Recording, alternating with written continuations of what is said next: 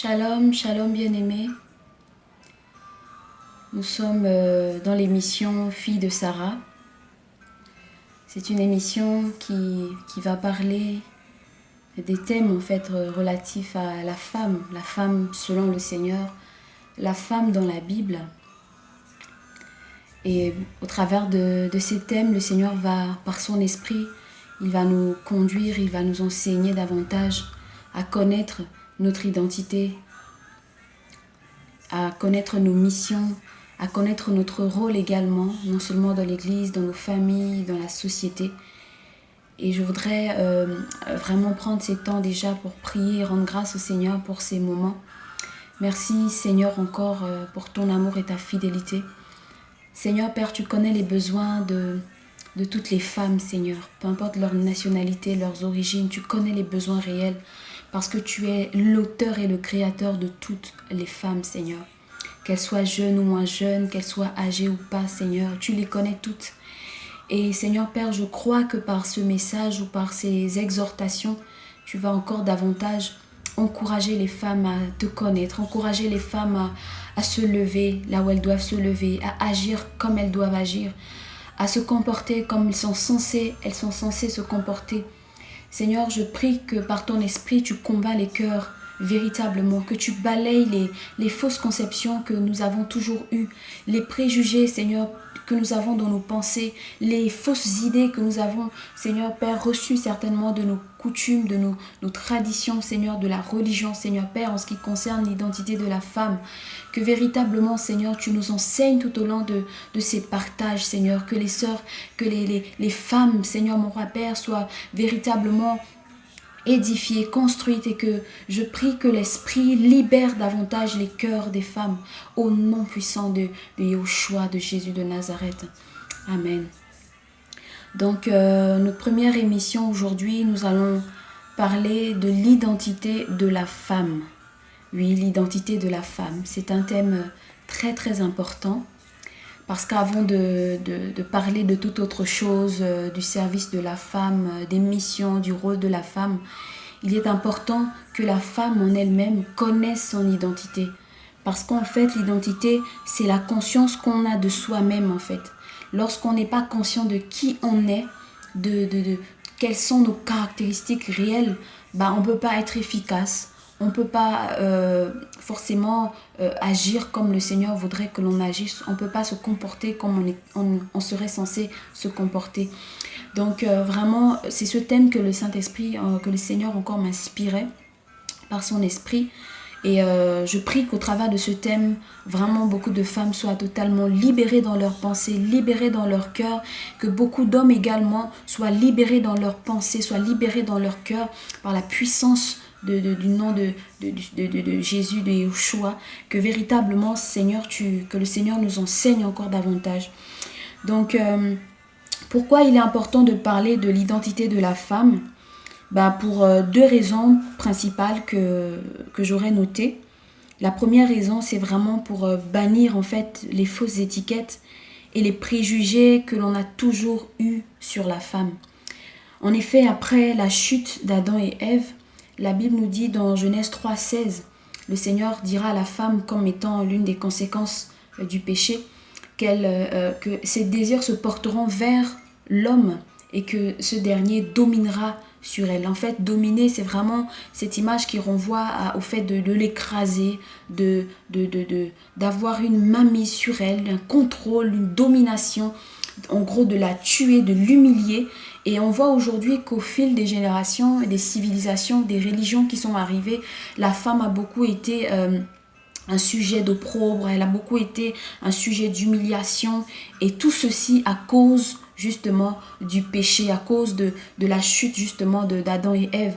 Les femmes depuis des générations ont vécu toutes ces atrocités, toutes ces injustices. Et c'est important qu'aujourd'hui, en tant que femme du Seigneur, en tant que princesse d'Élohim, de notre Dieu, nous avons besoin véritablement de connaître notre réelle identité pour ne pas qu'on s'identifie à ces femmes meurtries, à ces femmes maltraitées, à ces femmes abusées, à ces femmes soumises au péché, alors qu'aujourd'hui, le Seigneur est venu nous apporter une délivrance totale, le Seigneur est venu nous apporter une liberté. Donc vraiment, c'est la première raison pour laquelle il est important que nous sachions quelle est notre identité selon le Seigneur. Et la deuxième raison, c'est également pour nous permettre en tant que femmes de prendre notre place, de pouvoir trouver un intérêt réel dans le royaume ainsi que dans la société. Parce qu'aujourd'hui, avec toutes les religions qui sont nées au fil des années et également avec l'évolution de la civilisation dans les nations et autres, la femme n'a pas toujours trouvé sa place, que ce soit dans l'église ou encore dans la religion ou dans les traditions. La femme a souvent été mise vraiment à part. Et on va voir en fait au fil des explications comment certains peuples à l'époque traitaient les femmes. Et ça va vraiment nous emmener à réaliser pourquoi il est important aujourd'hui de réaliser quelle est notre véritable identité. Et ça va nous aider à avoir un repère en fait. Cela va nous aider à porter les regards vers ce que le Seigneur voudrait que l'on regarde. Et pour commencer, je nous encouragerai à prendre Ésaïe 51, verset 2. Voilà. Ésaïe 51, verset 2.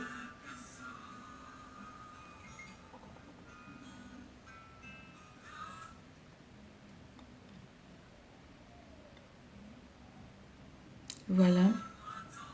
Donc ce passage nous dit, on va le lire. Regardez à Abraham votre père et à Sarah qui vous a enfanté, car lui seul, je l'ai appelé, je l'ai béni et multiplié. Et là on voit le Seigneur qui, au travers du prophète Ésaïe, qui va parler et qui va demander à son peuple de se tourner vers notre référence, de se tourner vers Sarah. En fait, le Seigneur voulait nous donner un modèle en fait. C'est-à-dire que le Seigneur avait une identité réelle qu'il avait donnée à la femme lorsqu'il l'avait créée. Mais à cause du péché, ces traces, en fait, ces empreintes de cette véritable identité se sont effacées au fil des temps. Et aujourd'hui, la femme a perdu complètement sa place, elle a perdu son identité. Voilà pourquoi aujourd'hui, on peut voir certaines femmes même qui ne sont pas fières, qui sont pas fières d'être des femmes, qui sont tentées même de devenir des hommes ou encore sont tentées de faire des choses comme les hommes alors que le Seigneur a fait les choses ainsi, que l'homme soit l'homme et que la femme soit la femme. Donc pour commencer vivement dans notre sujet, nous allons aborder un premier point, le point des préjugés et des fausses étiquettes sur l'identité de la femme que nous avons toujours eue. En fait, dans la religion et dans nos sociétés traditionnelles, dans l'histoire, la femme a été souvent victime d'une grande injustice. Elle a été parfois dépourvue de son droit humain de ses droits humains les plus élémentaires. Et la femme était souvent considérée comme inférieure à l'homme, tant sur le plan physique que sur le plan moral. La femme était aussi considérée comme un bien. C'est-à-dire que, en fait, à l'époque, lorsque les hommes allaient parfois à la conquête des nouveaux territoires ou lorsqu'ils allaient en guerre, souvent comme récompense, lorsqu'ils avaient des victoires, on leur donnait des femmes. Donc la femme était beaucoup chosifiée, elle était comme un bien, comme un cadeau et autres qu'on pouvait offrir aux hommes pour leur récompense. Et puis en même temps, on comprend que la femme, en fait, dans ces civilisations-là, la femme ne devait pas s'instruire. La femme était juste, en fait, comme un objet de plaisir, en fait, à l'époque. Et on remarque aussi que dans certaines religions, quand une femme perdait, par exemple, son mari, c'est le cas en Inde, lorsqu'une femme devenait veuve, sa vie s'arrêtait là. Soit on l'isolait, elle devenait misérable. Et dans d'autres cas, les cas les plus extrêmes, on pouvait la brûler, la tuer parce qu'on estimait que une fois que son mari est mort, en gros, elle doit arrêter de vivre en fait. Et c'est pas fini, il y a vraiment toutes ces histoires nous emmènent à réaliser combien au fil des temps la femme a vraiment perdu son identité. Les hommes, on va pas leur jeter la pierre. On va comprendre que c'est vraiment à cause du péché que les choses se sont faites ainsi, que les choses sont devenues ainsi en fait. En Chine par exemple, la femme était considérée comme un signe de malheur. Voilà, elle était considérée comme un signe de malheur et elle était aussi considérée comme une source de pauvreté. Parce ils estimaient que les femmes, en fait, il fallait en prendre soin et tout. En gros, elle faisait disparaître la fortune de certains hommes, en fait. Et on comprenait aussi que la femme, en fait, elle était justement destinée à rester à la maison. Elle ne devait pas prendre la parole. Elle ne devait même pas regarder un homme en face. Voilà, chez les Grecs, par exemple, la femme était considérée comme un être impur. Et le plus dur, en fait, lorsque je faisais ces recherches concernant la femme, je me rendais compte que certains hommes, même à l'époque, certaines personnes comparaient la femme, l'intelligence de la femme à celle d'un animal. La femme elle était abusée, elle était brûlée, elle était offerte en sacrifice à des divinités. La femme était violée et on a ces exemples-là dans la Bible de plusieurs femmes qui ont été abusées. On a l'exemple de Tamar, la fille justement, la fille de David, qui a été violée par son frère Amnon, qui a été déshonorée. Et sachons-le, en Israël, les femmes ne devaient pas se marier sans leur virginité. Donc lorsque Tamar avait été violée, elle avait été déshonorée parce qu'elle ne pouvait plus se remarier. Et Dina, on a l'exemple de Dina, la fille de Jacob, qui avait également été violée. On a également l'histoire de la concubine du Lévite dans Juge 19, verset 29. Cette femme qui avait été abusée par les hommes à l'entrée de sa porte et qui, lorsque son concubin l'a récupérée, elle était à moitié morte, il n'a pas hésité à la mutiler, à la découper en morceaux. Donc les femmes ont vécu beaucoup d'atrocités. Et on nous montre en fait on nous explique également que dans la loi mosaïque, les femmes étaient lapidées pour cause d'adultère. Lorsqu'on trouvait une femme en flagrant délit, elle était lapidée. Et que les femmes également, lorsque leur mari, soit il ne voulait plus d'elle ou qu'il avait une raison de la chasser, il rédigeait une lettre de répudiation et elles étaient chassées. Donc toutes ces histoires en fait nous ont mené à réaliser, personnellement j'ai en fait réalisé combien la femme a beaucoup, mais énormément souffert. Et là ce ne sont pas les seules histoires, il y en a tellement parce que dans chaque peuple, dans chaque culture, dans chaque coutume, la femme avait une place très dégradante. Et vous allez voir qu'au fil des temps, il y a comme eu des révolutions qui sont nées. Et ces révolutions ont apporté des mouvements féministes qui ont entraîné l'émancipation de la femme, le droit de la femme et toutes ces choses. En fait, c'était comme une expression d'alerte en fait que les femmes faisaient. Elles se disaient, mais c'est pas possible, comment on peut être autant abusé et tout. Et il faut comprendre que la solution ne pouvait pas venir de nous. La solution, c'est pas l'émancipation. La solution, c'est pas revenir à tous ces mouvements féministes et autres. Ce n'est pas ça la véritable solution. La solution, c'est de repartir à l'identité réelle de la femme selon le Seigneur. À comment le Seigneur a créé la femme, pourquoi il a créé la femme et dans quel contexte il a créé en fait. Il est important vraiment qu'en tant que femme, nous le réalisions. Donc nous avons besoin de revenir à l'identité réelle. Notre identité ne doit pas être comparée à notre société, notre civilisation ancienne ou encore à notre société actuelle qui parle de cette émancipation, de cette femme émancipée. Voilà, vous savez, la femme émancipée, c'est une femme qui est libre, qui est complètement libre de toute oppression, de toute dépendance. Une femme qui est libre de ses choix, libre de sa façon de se vêtir, qui est libre de ses propos. En gros, on parle d'une liberté mais extravagante. Donc la femme s'exprime à tous les niveaux. Et ce n'est pas de cette image de la femme, de cette identité que le Seigneur en fait voudrait que l'on ait en tant que femme. Le Seigneur nous a donné une identité. Et c'est vraiment cette identité que le Seigneur, Yeshua, Jésus de Nazareth, est venu restaurer. Et il est vraiment important que nous, pour celles qui sont chrétiennes, de réaliser que notre réelle identité ne se trouve pas dans la société, ne se trouve pas dans les coutumes et les traditions, mais elle se trouve dans le Seigneur et dans sa parole. Et c'est en revenant justement, comme le Seigneur pouvait le dire dans le passage que nous avons lu au départ, dans Ésaïe 51, verset 2, de repartir à la source, de revenir en fait de regarder, en gros, de pencher son regard vers l'origine en fait. Donc repartons à l'origine et comprenons comment cela était. Parce que on comprend en fait que lorsqu'on n'a pas cette connaissance, on n'a pas conscience de cette réelle identité de qui nous sommes, on va agir selon le monde, on va agir selon la société, on va agir selon les coutumes, les traditions, les civilisations, la religion. Et vous allez sentir qu'il y a beaucoup de femmes qui sont dans tous ces milieux, mais qui ne sont pas épanouies, qui vivent pas un épanouissement réel. Même celles qui disent être émancipées ne sont pas totalement épanouies. Mais aujourd'hui, vraiment par ce message, le Seigneur voudrait encore interpeller, voudrait encore enseigner, voudrait encore aider les femmes à réaliser qu'on a une identité. Et en connaissant quelle est notre identité, nous serons pleinement épanouis. Épanouis d'être une femme, épanouis de tout ce que le Seigneur nous demandera de faire, épanouis d'agir, épanouis d'être voilà, celle que nous sommes à l'origine. Et donc, en fait, par rapport à cela, le Seigneur, en fait, m'a mené à réaliser qu'il y avait cette identité originaire avec, avant la chute que le Seigneur avait donnée à la femme.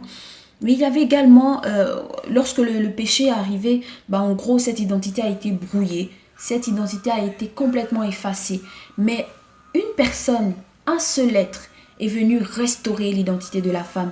Et cette personne, c'est la personne de Yahushua Mashiach, la personne de Jésus-Christ de Nazareth. C'est lui qui est venu révolutionner en gros l'image, l'identité de la femme. Avant d'entrer vivement dans ce sujet de l'identité réelle de la femme, ce que je comprenais, c'est que lorsqu'on remarque en fait comment le Seigneur agissait, c'est-à-dire lorsqu'on lit les évangiles, comment le Seigneur a marché avec ses disciples, avec ses frères et autres en Israël, on va remarquer en fait que le Seigneur avait une attitude assez particulière et très différente de tous les hommes. Pour la petite histoire, en fait, les Palestiniens, à l'époque, n'adressaient pas de parole à la femme. La femme n'avait pas droit de parler. C'est la raison pour laquelle les hommes ne parlaient pas avec les femmes, en fait. Ça veut dire que, voilà, une femme pouvait avoir un problème, le monsieur passait sans problème, il ne la regardait pas, il ne lui adressait pas la parole. Mais quand vous regardez la vie de Jésus, la vie de Yahushua, vous allez remarquer que le Seigneur a brisé justement ce silence. Le Seigneur a révolutionné cela. Remarquez-vous l'histoire de la femme samaritaine dans Jean 4. Le Seigneur va parler, échanger, mais longtemps. C'est l'une des histoires vraiment très impressionnantes, là où on remarque le Seigneur qui échange, mais très très longtemps avec une femme. Et la Bible va nous dire que les disciples sont arrivés. Je vous invite à lire le passage de Jean 4. Les disciples vont arriver et ils vont se poser la question, mais voilà, mais bon, qu'est-ce qu'il fait avec une femme? Il sait qu'on n'est pas censé parler avec des femmes. Mais le Seigneur voulait leur donner un message, comme pour dire que non, c'est fini. C'est ces moments où la femme a été sous le joug, elle a été humiliée, elle a été traitée comme une esclave. Je suis son créateur, je suis son auteur et je viens lui redonner l'image, la véritable identité qu'elle est censée avoir. Et là, on voit cette femme qui est libre, totalement libre de toute oppression et qui va témoigner, qui va parler de ce que le Seigneur lui avait dit. On a vraiment ces exemples. On a également cette femme syrophénicienne qui venait pour prier, déjà qu'elle était païenne, donc elle n'était pas juive. Elle venait demander au Seigneur de délivrer sa fille qui était possédée d'un esprit. Et là, la Bible va nous dire en fait qu'à un moment, le Seigneur va être réticent, mais après, il va exaucer cette femme. Donc, on voit vraiment beaucoup d'images. On a également cette image de la femme adultère. Vous remarquerez que la loi, en fait, nous prévoyait en fait que lorsqu'une femme était attrapée en flagrant délit, elle devait être lapidée. Et ce jour-là, c'est ce qui s'est produit. Les pharisiens sont venus, ils ont traîné, la Bible nous dit qu'ils ont traîné avec violence cette femme, voilà, devant le Seigneur. Ils l'ont balancé, vraiment comme un animal, ils l'ont balancé devant le Seigneur. Et ils ont demandé au Seigneur, voilà, applique la loi maintenant. Et là, le Seigneur encore a choqué les hommes, il a choqué toutes les personnes qui étaient là. En fait, le message qu'il voulait dire au travers de cette histoire, c'était, mais pourquoi vous la condamnez alors que vous également, vous êtes des pécheurs? Donc la femme n'est pas plus pécheresse que l'homme. Tous, vous êtes pécheurs, vous êtes au même niveau. Et c'est moi qui suis venu vous redonner la vie. Donc autant j'ai donné la vie aux hommes, autant j'ai donné la vie aux femmes. Et là, le Seigneur va pardonner à cette femme et elle va repartir libérée. Et le dernier exemple que je vais prendre vraiment en parlant de cette révolution que le Seigneur a apportée, c'était l'exemple, de Marie de Béthanie, qui rentre dans la salle où le Seigneur était avec Simon et les autres, et elle va verser ce parfum, elle va briser ce parfum, elle va le verser sur les pieds du Seigneur et elle va essuyer cela avec ses cheveux. La Bible nous dit en fait que les personnes qui étaient là, Simon et autres, ils vont être indignés. En gros, l'image que j'ai, c'est du genre, ils vont s'acharner sur la dame. Ils vont dire, mais qu'est-ce que tu fais là? C'est pas possible. En gros, ils vont lui parler avec dureté. Mais on va voir l'attitude du Seigneur à son endroit. Le Seigneur va dire, mais pourquoi vous lui faites de la peine? Le Seigneur me dit, mais elle a posé une bonne action. Elle a posé une action prophétique. en pensant à ma sépulture. Elle-même, elle ne savait pas ce qu'elle faisait, mais elle l'a fait. Mais pourquoi vous l'outragez? Et on voit le Seigneur qui défend la femme. On voit le Seigneur qui la soutient. Et tout au long de sa vie, le Seigneur a vraiment montré il a vraiment changé cette image de la femme. On voit des femmes qui l'accompagnent, on voit des femmes qui prêchent l'évangile, les femmes qui annoncent, des femmes qui témoignent. En gros, le Seigneur est venu apporter une révolution quant à l'image et à l'identité de la femme. Le premier point que nous allons développer dans l'identité de la femme. Donc, ma sœur, ma très chère sœur qui m'écoute, voici ce que le Seigneur te dit, qui tu es. Et je prie qu'à partir de ce moment, tu réalises comment le Seigneur te voit, qui tu es en réalité. Que vraiment dedans de ton esprit, de tes pensées, que tu fasses taire toutes les mauvaises étiquettes, les préjugés que tu as toujours eus sur ta propre personne. Et j'invite également les frères, les hommes qui sont là à comprendre qu'est-ce que le Seigneur veut nous dire en fait au travers de cette identité. Le premier point en ce qui concerne l'identité que le Seigneur va nous donner, c'est que la femme est forte. Le Seigneur, en fait, a fait la femme quand il a créé. Elle a créé avec une force. Mais attendez bien, cette force n'est pas la même force que la force de l'homme. Parce que les deux, donc l'homme et la femme, n'ont pas été créés de la même façon. Voilà. Le Seigneur, en fait, a créé Ève, Chava, la femme. Il a créé, en fait, avec une force interne. C'est une force qui ressemble beaucoup plus à de l'endurance, de la persévérance.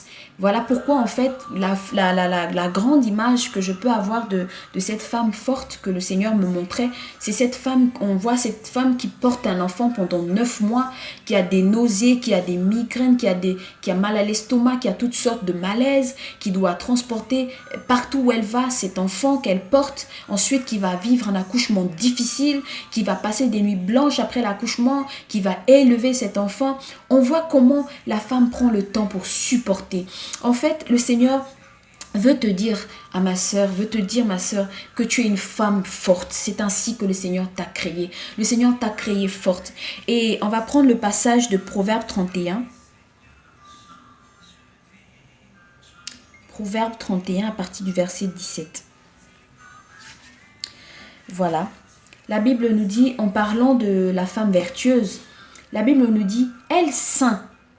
En gros, ça veut dire en fait qu'elle attache, elle ceint ses reins de force et affermit ses bras. Je pense que la plupart d'entre nous, on a souvent et régulièrement lu cette histoire cette description de la femme vertueuse. Vous savez, en fait, le terme vertueux est le même terme en fait qu'on utilise pour parler de la force d'une armée. Voilà, de la puissance d'une armée. C'est en fait, le Seigneur veut nous veut nous dire par là que la femme a une force. Elle a une capacité de surmonter les épreuves, de supporter la difficulté. Elle a une capacité que le Seigneur a mis à l'intérieur d'elle. Voilà. Donc, sachez vraiment, mes sœurs, que vous êtes des femmes fortes. À partir de ce moment, si l'ennemi vous traite de femmes faibles, de femmes bonnes à rien, que vous ne pouvez rien, vous ne parviendrez à rien, vous refusez ces paroles et vous vous dites, Seigneur, tu as dit, je suis une femme forte, tu m'as créée forte, c'est mon identité. Je suis une femme forte et courageuse. Voilà, et on a ces exemples dans la Bible, des femmes qui étaient vraiment remplies de force. On a ces femmes remplies de force et de courage. On a l'exemple de Myriam, la sœur de Moïse, qui était certainement jeune, mais qui n'a pas abandonné son frère. Lorsqu'on avait caché Moïse dans le panier, qu'on l'avait envoyé sur les eaux, elle a suivi ce panier. Elle a suivi, certainement il y avait des vents, il y avait des marées, mais elle était là, elle était juste à côté. On a l'exemple de Anne, la mère de Samuel, qui a offert son fils, qu'il a donné au Seigneur, qu'il a consacré. On voit le courage que cette femme avait, alors qu'elle savait qu'elle n'avait pas d'autres enfants. Voilà. Et le Seigneur, Dieu merci, lui a donné d'autres enfants après, mais elle a fait un acte de courage. On a l'exemple de Sarah, notre mère, qui a vraiment, dans son âge avancé, qui a conçu Isaac. On a l'exemple de Déborah, qui était une femme, mais vraiment forte et courageuse. On a l'exemple de Jaël, qui était cette femme sous la tente, qui a justement tué le chef de garde Sisera. avec son pieu. On a l'exemple d'Abigail, qui était une femme remplie de courage et de force. Elle ne s'est pas laissée faire face au mauvais comportement de son époux Nabal, mais elle a été courageuse. On a l'exemple de Marie, mère de Joshua. On a l'exemple de Rahab, qui était une femme courageuse. Il y a tous ces exemples-là. On a Esther, on a Ruth. Ce sont des femmes, le Seigneur n'a pas mis ces exemples en vain dans la Bible. C'était pour nous montrer que ces femmes, si elles ont été fortes dans certaines situations, c'est que justement, la première identité que le Seigneur a donnée à la femme, c'est la force. C'est la force, c'est le courage. Donc mes sœurs, soyez vraiment encouragées. Le deuxième point, voilà, la deuxième identité que le Seigneur me donnait personnellement, qui m'emmenait à comprendre, c'était que la femme a été créée pour être soumise et respectueuse. Tenez-vous bien, on parle de soumise et respectueuse. Allons-y dans 1 Pierre 3, verset 1. 1 Pierre 3, verset 1. Verset 1, voilà, je vais lire. Femmes, soyez de même soumises à vos propres maris, afin que si quelques-uns sont rebelles à la parole, qu'ils soient gagnés sans parole par le moyen de la conduite de leurs femmes. Voilà.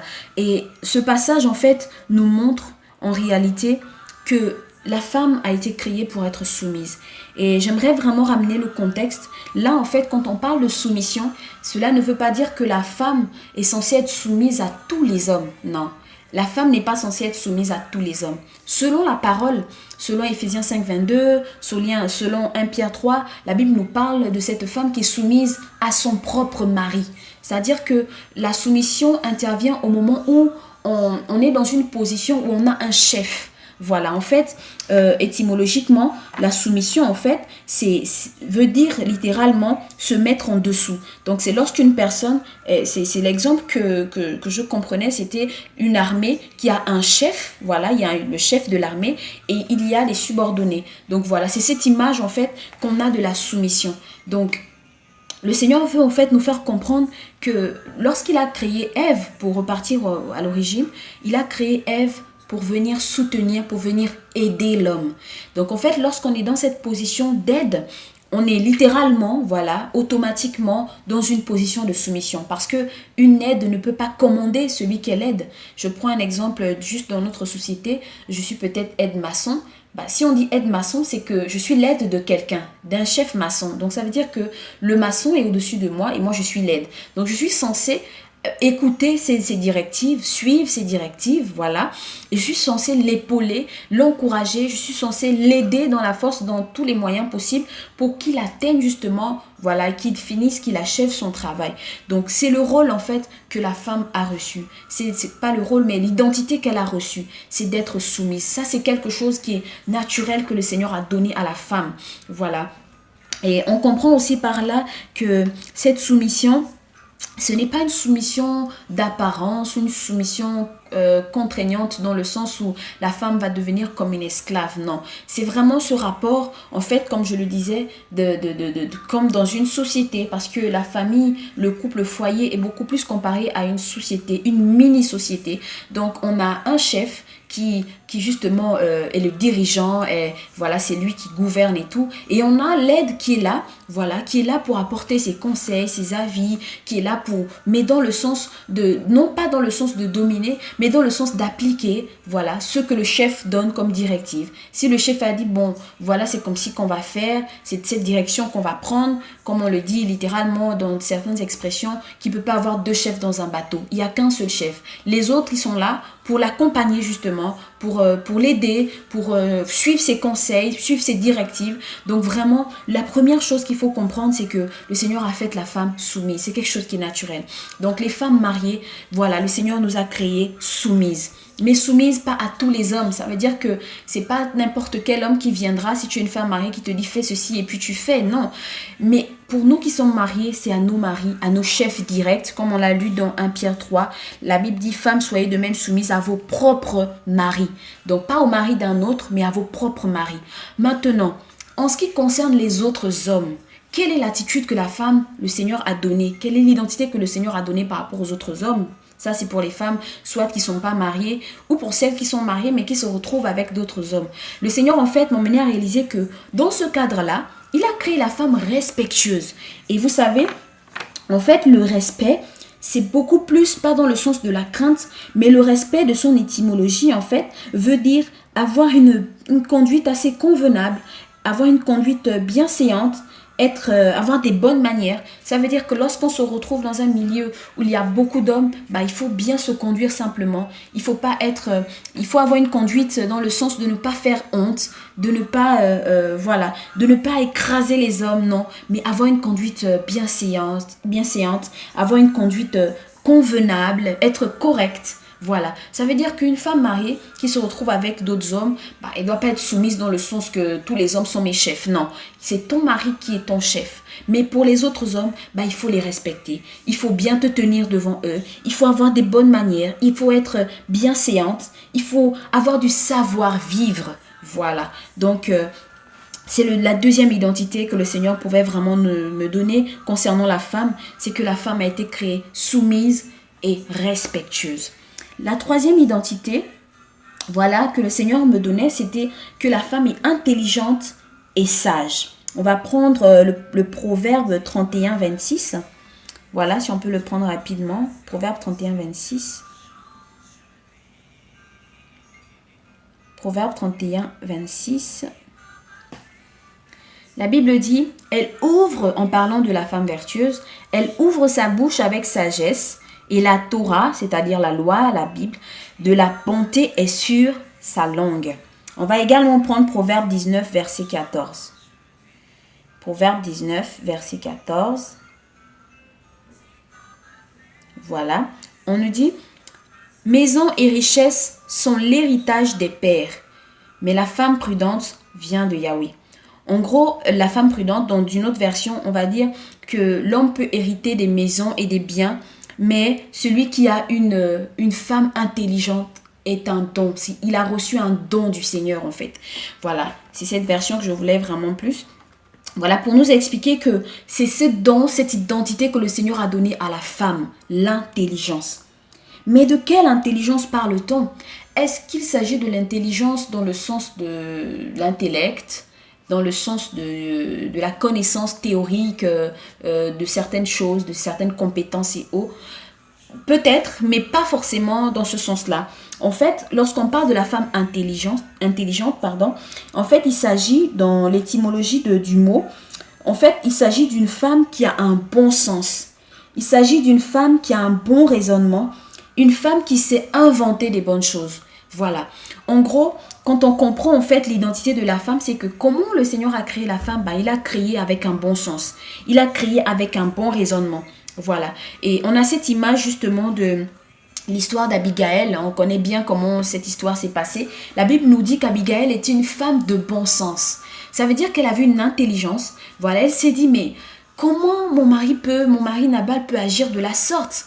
Et elle a réfléchi vraiment, mais avec un bon sens. Elle s'est dit non, je vais prendre cette nourriture, je vais aller m'humilier devant le roi pour sauver ma maison. Et elle a posé cette action. Donc en réalité, l'identité de la femme, selon le Seigneur, c'est aussi l'intelligence. Donc mes sœurs, si on vous a peut-être dit que vous êtes nuls, que vous ne parviendrez à rien, refusez cela. Vous êtes des femmes intelligentes.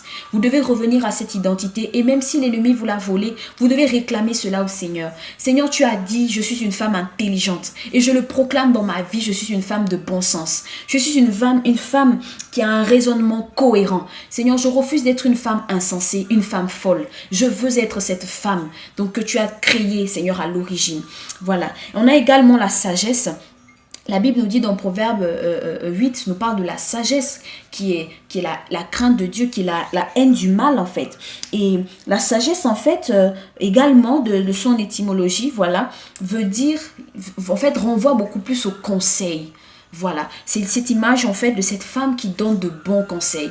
Vous savez, en fait, lorsqu'on prodigue un conseil en réalité, à l'origine, le conseil n'est pas fait pour détourner. Le conseil, le but réel du conseil, c'est d'aider la personne à parvenir en fait à ses fins. Voilà, ça veut dire que lorsqu'on prodigue un conseil à quelqu'un, pour nous qui sommes des femmes chrétiennes, des femmes nées de nouveau, des femmes régénérées par l'esprit, par la parole, bah, on doit donner des conseils dans le sens de la volonté du Seigneur. Pas des conseils qui nous détourneront, pas des mauvais conseils comme les conseils d'Achitophel, voilà, qui vont nous conduire à la ruine, mais des conseils sages. Comme la Bible dit, on va le prendre dans Proverbe 14, voilà, la Bible nous dit dans Proverbe 14, verset 1, la Bible dit, la femme sage, donc la femme qui donne de bons conseils, la femme qui est intelligente, qui a un bon raisonnement, c'est celle-là qui bâtit sa maison.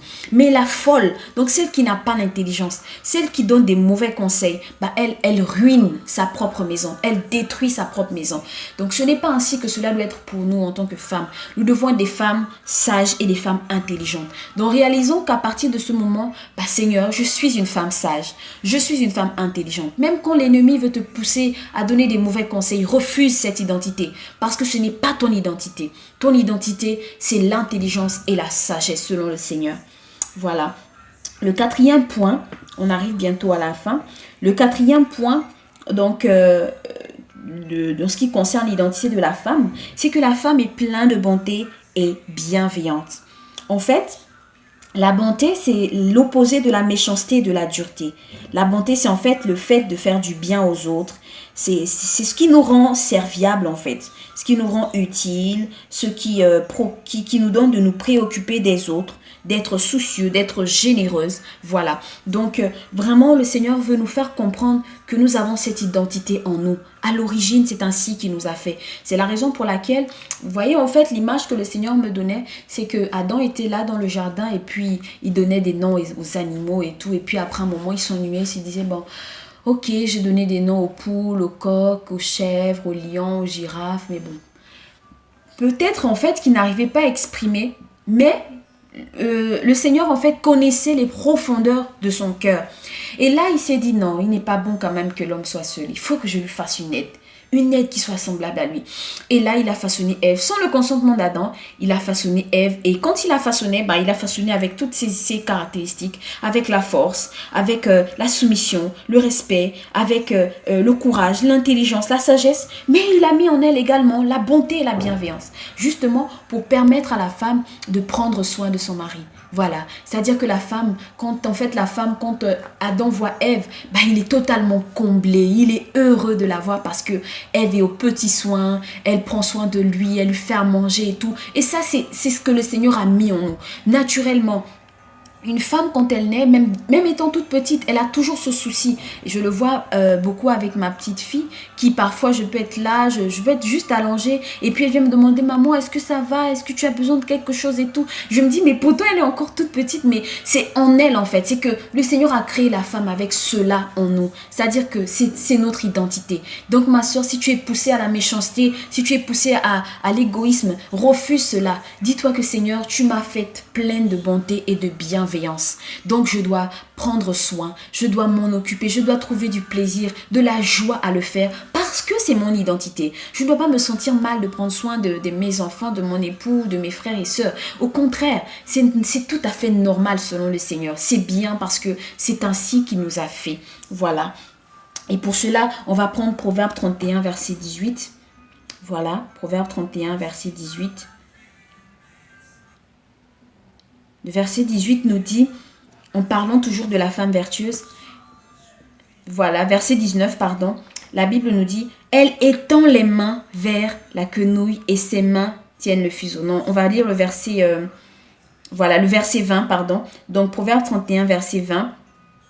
Elle déploie ses pommes pour le pauvre. Elle étend les bras vers l'indigent. Voilà, donc c'est cette femme vertueuse qui, elle s'occupe de son foyer, elle a beaucoup d'affaires, mais en même temps, elle a ce côté-là, c'est ce côté de bonté, de bienveillance, où elle tend la main aux pauvres, où elle se soucie des indigents, où elle ne peut pas voir quelqu'un à côté qui manque et puis elle ne dit rien, passe sa route, non. Voilà, donc c'est également notre identité. Et comme dernière identité que le Seigneur en fait m'a mené à réaliser, voilà, c'est que la femme est une source de paix. Vous savez, paix en hébreu veut dire shalom. Shalom en fait, c'est renvoie à la sûreté, au bien-être. Shalom renvoie à la santé, à la quiétude, renvoie à la tranquillité d'esprit, renvoie au bonheur, à la prospérité, renvoie au repos. Voilà. Et par rapport à cette expression, on comprend pourquoi, en fait, le Seigneur veut dire que la femme est une source de paix. Voilà. On va prendre 1 Pierre 3, voilà, verset 4. 1 Pierre 3, verset 4.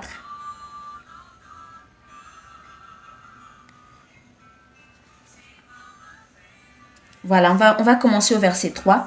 Que votre parure ne soit pas celle de l'extérieur, le tressage des cheveux et les ornements d'or ou l'ajustement des habits, mais l'être humain caché dans le cœur, l'incorruptibilité d'un esprit de douceur et de tranquillité qui est précieux devant Elohim, devant le Seigneur. Donc vous voyez, le Seigneur en fait tient vraiment à ce que les femmes réalisent que il nous a créés comme des sources de paix. Et non des sources de querelles, des sources de problèmes, des occasions de chute. Non, nous sommes des sources de repos, des sources de paix. Vous imaginez Adam dans le jardin tout seul en train de gérer les animaux, de s'occuper du jardin botanique, de l'Éden, de s'occuper des plantes et tout. Il était certainement épuisé, fatigué. Mais lorsque la femme arrive, il se sent reposé. Il se sent... Ouf, enfin quelqu'un qui m'aide. Ah, enfin, là je peux m'appuyer sur quelqu'un. Je peux vraiment être soutenu par quelqu'un. Et vous voyez, c'est vraiment cette image que le Seigneur me donnait, que nous avons été créés pour apporter de la paix, apporter du repos, pour être une source d'assurance. C'est-à-dire que lorsque il y a une situation qui arrive, une situation de trouble, au lieu d'être là paniqué, vraiment l'image que la société nous donne, c'est cette femme qui est stressée, qui est anxieuse, qui est vraiment affairiste. Non, qui est à gauche et à droite. C'est cette femme-là qui ressemble à Marie, qui a choisi la bonne part. Elle était face au Seigneur et Marthe était là à gauche et à droite, elle s'inquiétait pour beaucoup de choses, mais Marie avait choisi la bonne part. Elle était là toute calme dans le repos. C'est cette image que le Seigneur veut nous donner. Cette femme qui est reposée, qui est vraiment l'image du repos, de la paix, véritablement. Donc ma sœur, si vraiment peut-être l'ennemi dans certaines situations a fait de toi une femme querelleuse, une femme de trouble, que vraiment tu réalises que ton identité est que tu es une femme de repos, une femme de repos. Et que tu dois réellement prophétiser cela dans ta vie. Tu dois dire ces paroles. Oui, tu dois le dire pour ta vie. Que Seigneur, je suis une femme de repos. Même lorsque l'ennemi te fera, te donnera des pensées qui te pousseront à mal agir. Tu dois te dire, je suis une femme de repos. Le repos, c'est mon partage, c'est mon identité. Amen.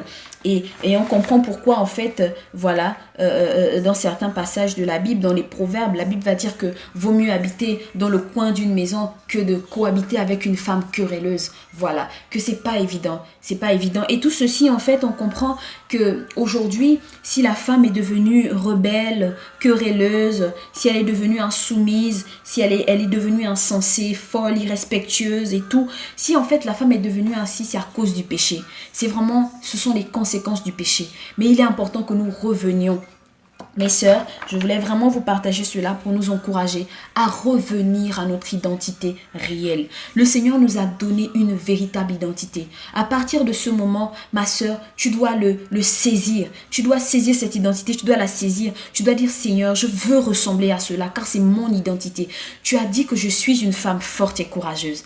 Tu as dit que je suis une femme soumise et respectueuse. Tu as dit que je suis une femme pleine de bonté. Je suis une femme intelligente et sage. Je suis une source de paix. Seigneur, je veux le vivre au quotidien, que ce soit dans mon foyer, dans ma famille, dans mon entreprise, partout ailleurs, dans mon voisinage. Je veux être ainsi, car c'est mon identité réelle.